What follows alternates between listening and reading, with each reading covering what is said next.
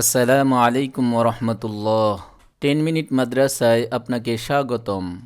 প্রতিটি মুমিনের কাঙ্ক্ষিত গন্তব্য জান্নাত। বিভিন্ন আয়াতে মহান আল্লাহ তার ঈমানদার বান্দাদের জন্য জান্নাতের ঘোষণা দিয়েছেন। জান্নাতের রয়েছে বিভিন্ন দরজা। মুমিনের আমল অনুযায়ী মুমিন সেই দরজাগুলো দিয়ে জান্নাতে প্রবেশ করতে পারবে। পবিত্র কোরআনের বিভিন্ন আয়াত দ্বারাও বোঝা যায় যে জান্নাতের বহু দরজা রয়েছে, কেননা পবিত্র কোরআনের আয়াতগুলোতে জান্নাতের দরজার আলোচনায় আবওয়াব শব্দ ব্যবহার করা হয়েছে, যার অর্থ দরজাসমূহ। রাসূলুল্লাহ সাল্লাল্লাহু আলাইহি ওয়াসাল্লামের হাদিসের মাধ্যমেও বোঝা যায় যে জান্নাতের কয়েকটি দরজা রয়েছে। তার একটি হাদিসে তিনি এর সংখ্যাও বলে দিয়েছেন। উমর ইবনে খাত্তাব রাদিয়াল্লাহু তাআলা আনহু বলেন, রাসূলুল্লাহ সাল্লাল্লাহু আলাইহি ওয়াসাল্লাম বলেছেন, যে ব্যক্তি উত্তম রূপে ওযু করে আর বলে, আমি সাক্ষ্য দিচ্ছি আল্লাহ ছাড়া কোনো উপাস্য নেই এবং মুহাম্মদ সাল্লাল্লাহু আলাইহি ওয়াসাল্লাম তার বান্দা ও রাসূল, তার জন্য বেহেশতের 8টি দরজাই খুলে দেওয়া হবে। সে যে দরজা দিয়ে ইচ্ছা করে প্রবেশ করবে। নাসাঈ হাদিস নম্বর 148। এই 8টি দরজার নাম কোথাও একসঙ্গে পাওয়া না গেলেও কোরআন হাদিসের বিভিন্ন জায়গায় উক্ত দরজাগুলোর নাম পাওয়া যায়। আমরা সেই নামগুলো জানার চেষ্টা করব ইনশাআল্লাহ।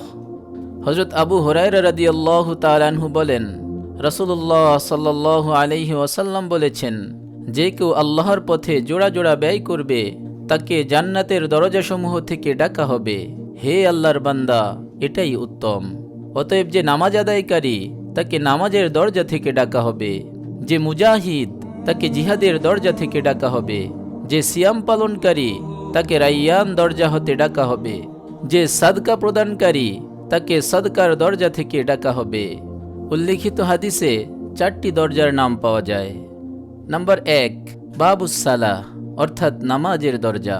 যারা আন্তরিকভাবে নিয়মিত নামাজ আদায় করবে তাদের সম্মানে জান্নাতের এই দরজার নাম করা হয়েছে বাবুস সালাহ বা নামাজের দরজা।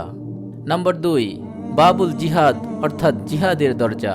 যারা একনিষ্ঠভাবে আল্লাহর পথে তার জীবন ও সম্পদ দিয়ে জিহাদ করবে তাদের সম্মানে জান্নাতের এই দরজার নামকরণ করা হয়েছে বাবুল জিহাদ বা জিহাদের দরজা।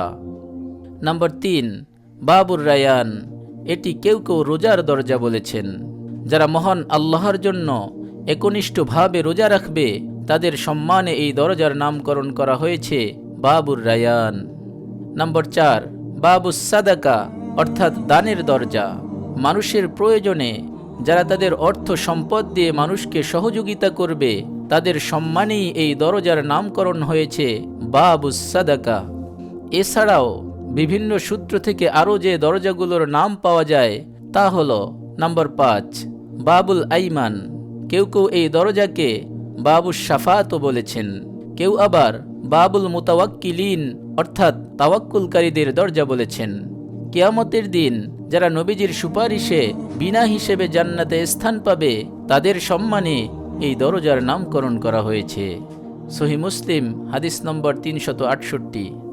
নাম্বার 6, বাবুল কাজিমিন আল গায়জ ওয়াল আফিনা আনিন নাস, অর্থাৎ রাগ দমনকারী ও লোকের ভুলকে ক্ষমাকারী ব্যক্তিদের দরজা। যারা লোকদের ভুলকে ক্ষমা করে এবং নিজের রাগকে দমন করে এই দরজার নামকরণ তাদের সম্মানে।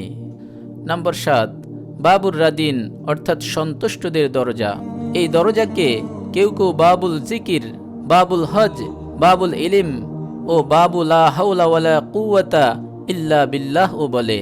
যারা আল্লাহর উপর সন্তুষ্ট এবং আল্লাহ ও যাদের উপর সন্তুষ্ট তাদের সম্মানে এই দরজার নামকরণ করা হয়েছে।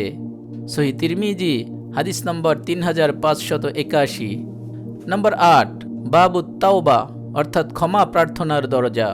নিজের কৃতকর্মের জন্য অনুতপ্ত হয়ে যে আল্লাহর কাছে ক্ষমা প্রার্থনা করেছে তাদের সম্মানার্থে জান্নাতের এই দরজার নামকরণ করা হয়েছে। এটি তওবাকারীদের জন্য সব সময় খোলা থাকে। জামিউস সাগীর হাদিস নম্বর 7320। আল্লাহ পাক রব্বুল আলামিন আমাদের সকলের জন্য জান্নাতের এই 8টি দরজা উন্মুক্ত করে দিন, আমিন। আপনি যদি এরকম ভিডিও আরও পেতে চান তাহলে আমাদের এই চ্যানেলটি সাবস্ক্রাইব করে পাশে রাখা বেল আইকনটি অন করে দিন